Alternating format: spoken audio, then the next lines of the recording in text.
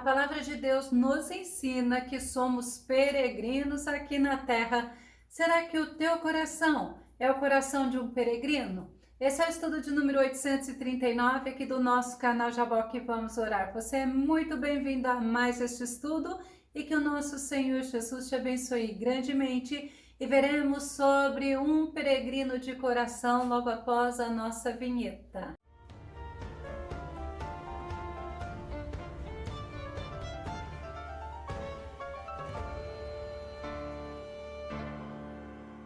Será que o teu coração está focado aqui nas coisas desta terra que são passageiras? Ou está focado lá no céu que é eterno? Vamos ao nosso tema, peregrinos de coração. O nosso texto base está no livro de Salmo, número 84, verso 5, que diz: Felizes os que em ti encontram sua força e todos aqueles que são peregrinos de coração. Olha o que o salmista Davi está falando. Feliz é todo aquele que é peregrino de coração. Peregrinação é o ato de peregrinar, é uma jornada. Já o peregrino é quem anda por terra estrangeira. Moisés, por exemplo, ele colocou o nome no filho dele, que significa peregrino. Vamos ver quem é? Êxodo capítulo 2, verso 22. E ela deu à luz um filho, a quem ele chamou Gerson, porque disse: peregrino sou em terra estrangeira. Gerson era filho de Moisés com Zípora, e o significado do nome de Gerson é peregrino, porque quando Gerson nasceu, Moisés estava habitando em terra estrangeira, ele estava em Midian, e em Midian ele ficou por 40 anos. A Bíblia nos mostra a peregrinação de vários servos de Deus. Vamos, por exemplo, ver a peregrinação de Abraão. Abraão peregrinou na terra de Gerar, conforme Gênesis capítulo 20, verso 1 mostra. Partiu Abraão dali para a terra do Neguebe e habitou entre Cádiz e Sur e peregrinou em Gerar. Abraão também peregrinou na terra dos filisteus, conforme nós vemos em Gênesis capítulo 21, verso 34, e peregrinou Abraão na terra dos filisteus muitos dias. Tem outra versão que diz que habitou Abraão na terra dos filisteus por longo tempo. Abraão, ele reconheceu para os hititas, ou seja, os filhos, os descendentes de Et, que ele era um peregrino, que ele era um estrangeiro. Gênesis capítulo 23, verso 4, estrangeiro e peregrino sou entre vós. Dai-me o direito de um lugar de sepultura entre vós, para que eu sepulte o meu morto, removendo-o de diante da minha face. Abraão estava pedindo para os hititas venderem a ele um campo onde ele pudesse enterrar a Sara, a esposa dele. E pela fé, Abraão peregrinou, mas Abraão, ele era herdeiro da promessa, conforme nós vemos em Hebreus capítulo 11, verso 9, que diz: mediante a fé, peregrinou na terra prometida, como se fosse terra estrangeira, habitando em tendas, assim como Isaque e Jacó, herdeiros com ele da mesma promessa. É interessante que Abraão, ele não se apegou, ele viveu como se a terra que ele estava não fosse dele. A única terra que ele comprou foi a caverna de Maquipela. Ele comprou dos hititas para enterrar a Sara. Quando nós recebemos o Senhor Jesus como nosso único e suficiente Salvador, nós recebemos o Espírito Santo de Deus. Paulo fala em 1 Coríntios capítulo 2, verso 12, mas nós não recebemos o Espírito do mundo, mas o Espírito que provém de Deus, para que pudéssemos conhecer o que nos é dado gratuitamente por Deus, dado pela graça de Deus, como o perdão dos nossos pecados, a santificação, a justificação, a proteção de Deus a nós a esperança da vida eterna, passamos a ser a habitação morada do Espírito Santo. É gratuito para nós, mas custou o sangue preciosíssimo do Senhor, e nós somos também herdeiros da promessa, porque quando recebemos o Senhor Jesus como nosso Salvador e o nosso Senhor, nós passamos a ser filhos de Deus. Romanos capítulo 8, verso 16 e verso 17 diz: o próprio Espírito testemunha ao nosso espírito que somos filhos de Deus. Se somos filhos, então também somos herdeiros, herdeiros de Deus e co-herdeiros com Cristo, se realmente participamos dos seus sofrimentos, para que, da mesma maneira, participemos da sua glória. E o apóstolo Paulo, ele está nos mostrando que nós somos herdeiros de Deus, somos co-herdeiros de Cristo e tem algo preparado para nós. Deus tem nos preparado o céu de glória. Nós temos a herança da vida eterna. Paulo nos ensina que nós estamos vivendo, mas sob os cuidados do nosso Deus. Atos capítulo 20, verso 32. Agora, pois, eu vos dedico aos cuidados especiais de Deus e à palavra da sua graça, que tem o poder para vos edificar e dar herança entre todos os que são santificados através da palavra do Senhor. Nós somos edificados e, como herdeiros, nós temos a herança, mas observe que o final do versículo diz: e dar herança entre todos os que são santificados. A Bíblia, ela nos ensina que essa herança é entre todos os que são santificados, ou seja, os que são separados do mundo. O Senhor, ele nos faz dignos da herança pela graça dele, que é o favor que nós não merecemos. Paulo fala em Colossenses, no capítulo 1, verso 12, dando graças ao Pai, que nos tornou dignos de participar da herança dos santos no reino da luz. O versículo fala da herança dos santos, mas no reino da luz. Reino da luz é o reino do Senhor Jesus, é o reino celestial. Tem outra versão que diz assim: sede contentes e agradecidos ao Pai, que vos fez dignos de participar da herança dos santos na luz. E Pedro, ele nos ensina que esta herança, ela é incorruptível. 1 Pedro capítulo 1, verso 4, para uma herança incorruptível, incontaminável e imarcessível, reservada nos céus para vós. E outra versão fala: para uma aliança que jamais se extinguirá, nem tampouco será desonrada ou perderá seu valor. É uma herança preservada nos céus para vós. Dá para você entender melhor do que tudo aqui nesta terra? A Bíblia fala que há uma herança preservada lá nos céus para você, para mim, para nós. E Jesus, ele nos ensina que a nossa herança, ela não é corruptível, a nossa herança, ela é eterna, ela é o reino celestial. Mateus capítulo 25, verso 34 diz: então dirá o rei a todos que estiverem à sua direita, olha o que Jesus falará: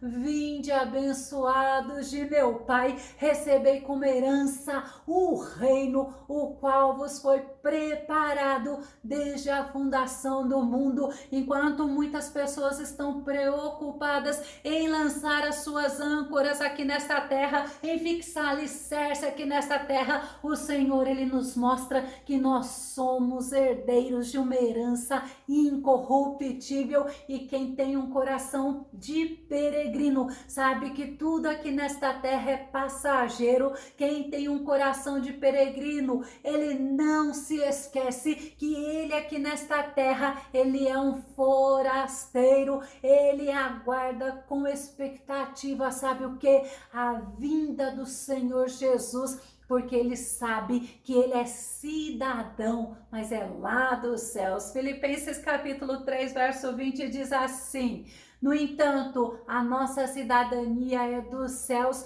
de onde aguardamos com grande expectativa o Salvador, o Senhor Jesus Cristo. E outra versão que eu deixei diz assim: mas a nossa pátria está nos céus, onde também aguardamos um Salvador, o Senhor Jesus Cristo. Nós precisamos aprender o que é ter um coração de peregrino, porque nós estamos aqui nesta terra, mas nós não pertencemos a este mundo. Nós estamos no mundo, mas nós não somos do mundo. Um exemplo de alguém que tinha um coração peregrino é Asaf. Asaf, ele nos dá um exemplo e nos ensina que nós precisamos estar com o nosso olhar voltados no Senhor, que nós devemos estar vivendo na presença do Senhor, porque o Senhor é a nossa herança. Salmo 73, verso 26 disse: o meu corpo e o meu coração poderão fraquejar, mas Deus é a força do meu coração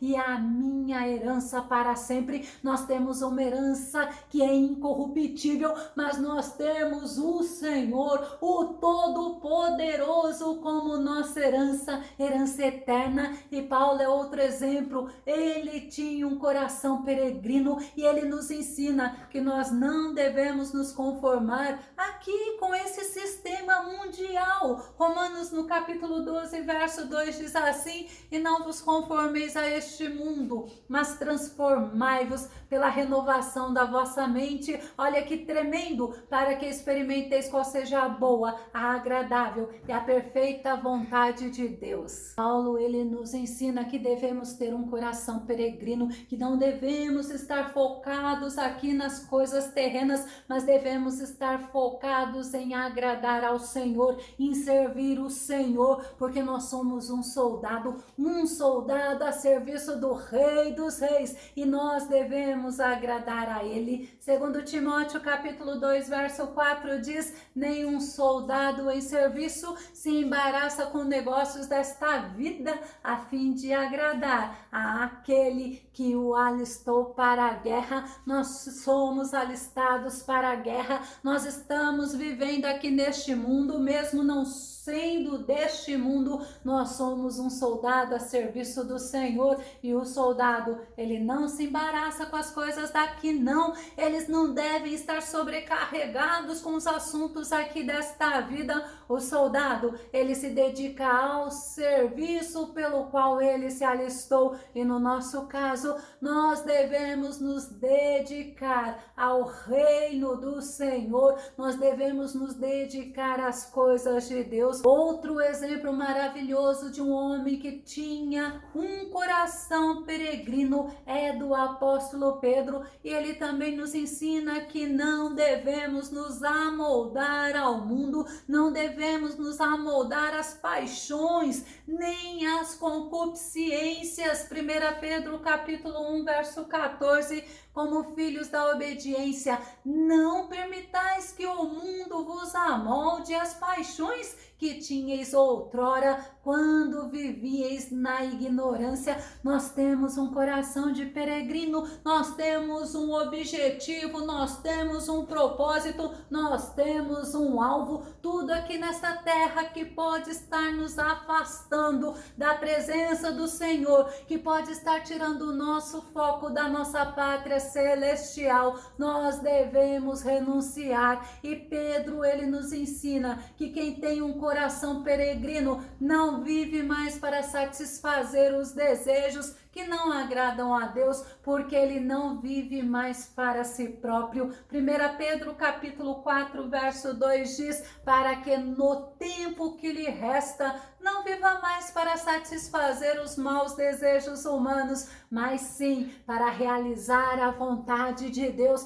Nós temos um pouco tempo aqui nesta terra e devemos viver como peregrinos, peregrinos, sabendo que nós não pertencemos a este mundo, e a Bíblia ainda nos fala que o mundo ele nos odeia, sabe por quê? Porque nós pertencemos ao Rei dos Reis e o Senhor dos Senhores, nós somos propriedades exclusivas do Senhor. Quem tem um coração peregrino tem um coração iluminado. O foco do coração peregrino é na gloriosa herança dos santos. Efésios capítulo 1, verso 18, Paulo fala assim: oro também para que os olhos do coração de vocês sejam iluminados, a fim de que vocês conheçam a esperança para a qual ele os chamou, as riquezas da gloriosa herança dele nos santos. Nós temos um foco, nós temos um objetivo e nós temos um adversário. O adversário e inimigo das nossas almas se chama Satanás. Ele quer nos rodear, nos amoldar, nos embaraçar com as coisas daqui dessa terra. Ele quer fazer que nós não tenhamos foco na nossa pátria, nas mansões celestiais, no que Deus tem preparado para nós. Mas quem tem um coração peregrino ama ao Senhor acima de tudo e acima de todos. Lucas no capítulo 10, verso 27, Jesus fala e ele replicou: amarás o Senhor teu Deus, olha, de todo o teu coração, de toda a tua alma e de todas as tuas forças e com toda a tua capacidade intelectual, e amarás o teu próximo como a ti mesmo. Imagina Jesus falando: você tem que servir ao Senhor, você tem que amar o Senhor por inteiro, com coração, com alma, com todas as tuas forças e com a tua inteligência, porque quem tem um coração peregrino tem satisfação em agradar o Senhor, tem satisfação no Senhor. No Salmo 119, o verso 19, o verso 20, o verso 35 diz assim: sou um peregrino sobre a terra, não ocultes de mim teus mandamentos, minha alma se consome desejando as tuas ordenanças para cada instante. Dirige-me pelo caminho dos teus mandamentos, pois nele encontro satisfação. Quem tem um coração peregrino quer viver sendo conduzido pelo Espírito Santo, quer viver sendo guiado pela palavra do Senhor. Quem tem um coração peregrino tem prazer em obedecer a Deus. Deuteronômio no capítulo 8, verso 6 diz assim: obedeçam aos mandamentos do Senhor, o seu Deus, andando em seus caminhos e dele tendo temor. Eu vou começar a concluir. Quem tem um coração peregrino também tem uma característica que é essencial na vida do ser humano, na vida daqueles que amam ao Senhor, na vida daqueles que andam nos caminhos do Senhor. E eu vou concluir com esse versículo, porque nós vivemos nesta jornada, mas nós vivemos aqui peregrinando. Nós temos um alvo, nós temos um propósito, nós temos um destino, e o destino nosso, ele é certo. O destino é a pátria celestial. Quem tem um coração peregrino anda em temor ao Senhor. 1 Pedro capítulo 1, verso 17: e se invocais por Pai aquele que sem acepção de pessoas julga segundo a obra de cada um, andai em temor durante o tempo da vossa peregrinação. Que o nosso coração seja coração de um peregrino, não amoldado, não alicerçado aqui com as coisas desta terra, mas que possamos servir ao Senhor, olhando para o Senhor, com o olhar na nossa herança, com o olhar voltado para a mansão celestial que Deus tem preparado para nós, aguardando, e a Bíblia fala, aguardando ansiosamente a vinda do nosso amado Mestre Jesus. Maranata. Louvado seja Deus, que o nosso coração possa ser o coração de um peregrino que anda aqui nesta jornada, mas com o propósito de chegar no céu. Se você gostou desse vídeo, se esse vídeo foi edificante na tua vida, faça os seus comentários aqui no nosso canal, compartilhe nas redes sociais sociais e dá o seu like. Se você ainda não se inscreveu no canal Jaboque Vamos Orar, eu te convido, se inscreva. Que o nosso bondoso Mestre Jesus te abençoe grandemente. E até o nosso próximo estudo, aqui no nosso canal Jaboque Vamos Orar. Fica com Deus e Deus te abençoe.